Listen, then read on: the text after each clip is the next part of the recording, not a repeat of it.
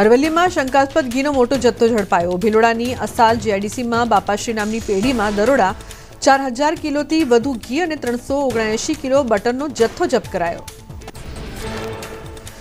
Food and drugs વિભાગે 23.93 લાખનો મુદ્દામાલ જપ્ત કર્યો। Aravalli SOG, food and drugs વિભાગ અને એફએસએલની ટીમની સંયુક્ત કાર્યવાહી। ફૂડ એન્ડ ડ્રગ્સ વિભાગે 7 નમૂના ફૂડ લેબોરેટરીમાં મોકલ્યા।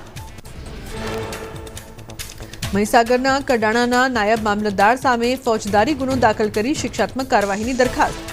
સંતરામપુરના નાયબ કલેક્ટરે કરી દરખાસ્ત। પોલીસે વિવિધ કલમો હેઠળ ફરિયાદ નોંધીને હાથ ધરી છે તપાસ। રાજકોટ શહેરમાં કોરોનાના વધુ 5 કેસ નોંધાયા। 2 મહિલા અને 3 પુરુષોના કોરોના પોઝિટિવ કેસ નોંધાયા। રાજકોટમાં 19 મેથી અત્યાર સુધીમાં કોરોનાના કુલ 37 દર્દી નોંધાયા। દેશમાં 24 કલાકમાં કોરોનાના 363 નવા કેસ નોંધાયા। 383 સ્વસ્થ થયા। 2ના મોત નોંધાયા। દેશમાં કોરોના સંક્રમિતોની સંખ્યા 3,0758 પર પહોંચી।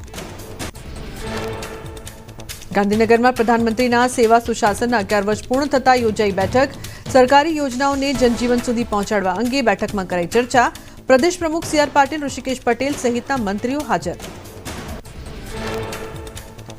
રાજ્યના અલગ અલગ જિલ્લાના પીટીસી ટેટ પાસ ઉમેદવારોએ શિક્ષણ મંત્રી કુબેર ડિંડોર સાથે કરી મુલાકાત। તમામ ઉમેદવારોએ શિક્ષણ મંત્રીને જન્મદિવસની આપી શુભેચ્છા। શિક્ષકની ભરતી ક્રમિક અને પૂર્ણ ભરતી રોસ્ટર પ્રમાણે કરવા કરી માંગ।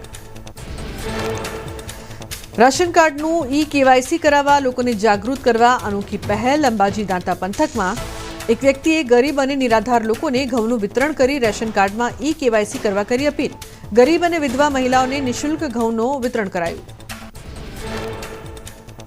મિલ્ક ડે પર બનાસકાંઠામાં પશુપાલન કરતી મહિલાઓએ બનાસ ડેરીનો માન્યો આભાર। મહિલાઓ હવે પશુપાલન કરીને બની રહી છે આત્મનિર્ભર। પશુપાલન થકી વાર્ષિક લાખોની આવક મેળવે છે મહિલાઓ।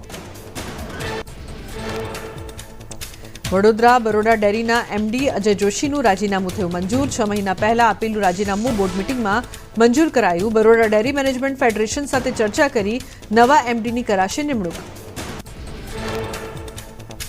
રાજ્યમાં ધોરણ 10ના પાસ થયેલા ગ્રાન્ટેડ શાળાના બાળકોને પ્રવેશ મળી રહે તે માટે રજૂઆત। રાજ્યમાં 7600 જેટલી છે ધોરણ 10ની ગ્રાન્ટેડ શાળાઓ, જ્યારે ઉચ્ચતર માધ્યમિકની શાળા અડધી હોવાથી થઈ રહી છે મુશ્કેલી।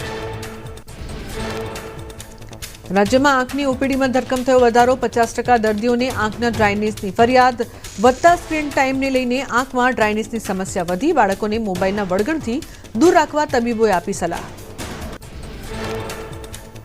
સુરતના કૈલાશનગર ખાતે એક પેડ માં કે નામ અંતર્ગત વૃક્ષારોપણ કર્યું। સોસાયટીના રહીશોએ મળીને 200 મીટરના રોડ પર વૃક્ષોનું વાવેતર કર્યું।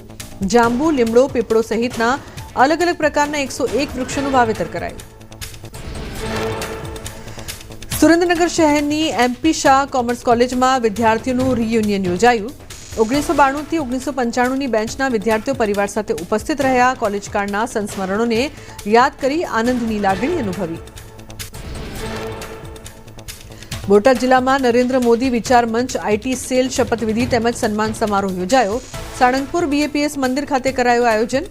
રાષ્ટ્રીય અધ્યક્ષ રેખાબેન રાવલ સહિત તમિલનાડુ, છત્તીસગઢ, મહારાષ્ટ્ર સહિત ગુજરાતના હોદ્દેદારો રહ્યા હાજર।